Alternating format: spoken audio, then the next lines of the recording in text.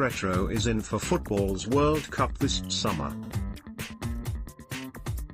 A number of kits pay homage to the past and, if rugby union is not getting nostalgic for a time when the game tended to be played on dilapidated mudflats, this Friday night will see the resumption of one of the game's most historic fixtures.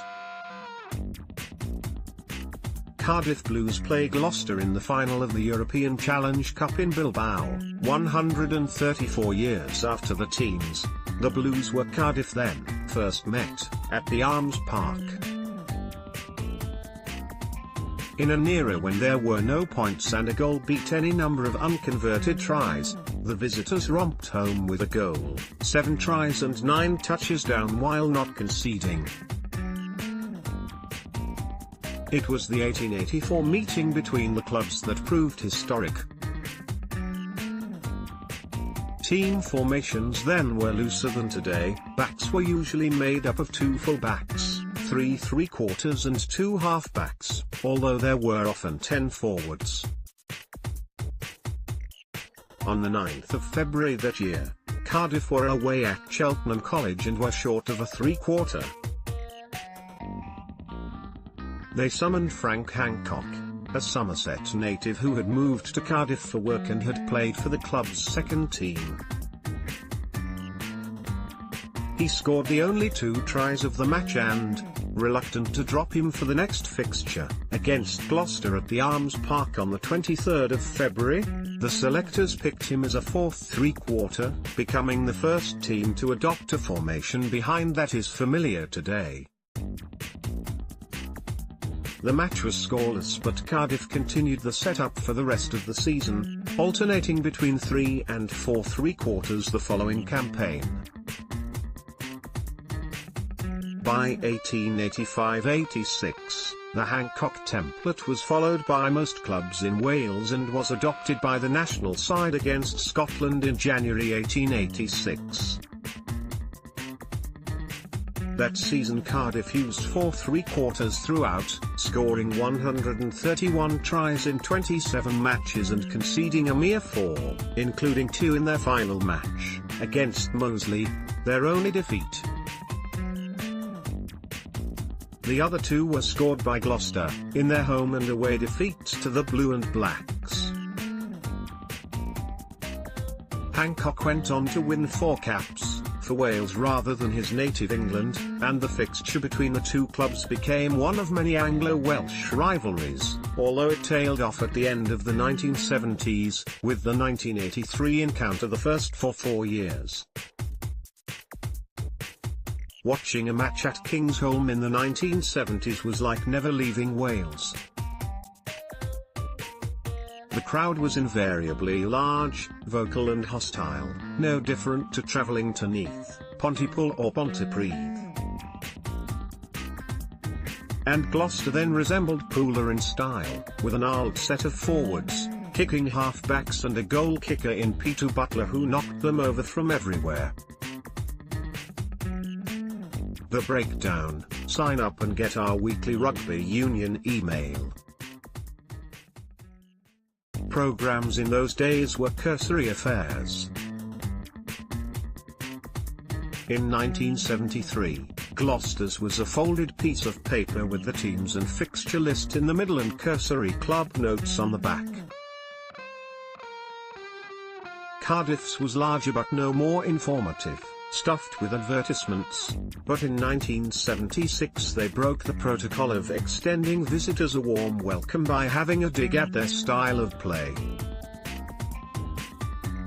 Bigging up Gloucester's fly half, Chris Williams, the note compiler Di Hayward observed, perhaps his all-round ability might balance the preponderance of emphasis on the Gloucester forwards to a more balanced and effective style of play. That might be a vain hope because Gloucester have built a highly successful pattern of forward play around their proven pack, and who can blame them for playing it the way they know best? Gloucester could have reminded Hayward about the 1973 meeting between the teams at Kingsholm. By then they faced each other once a season.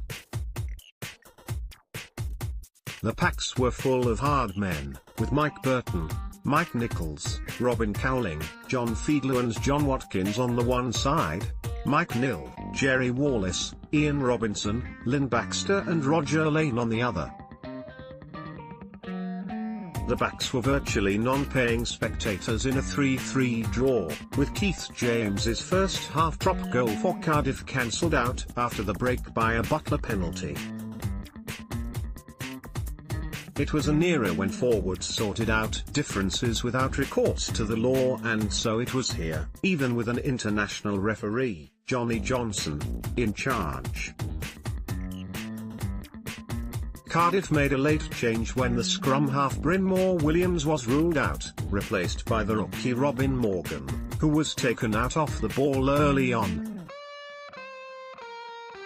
Even in the law of the jungle there was a code, and Robinson did not wait long to take revenge.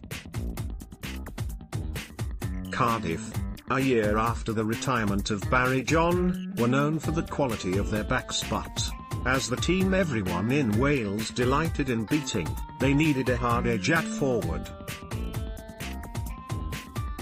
Robinson, who in 1972 had punched his opposite number, Jeff Matheson, so hard during an ill-tempered match against New Zealand that the Kiwi did not come round until he had been in hospital for a few hours, waited for the right moment. Cardiff had a line out on halfway in front of the main stand.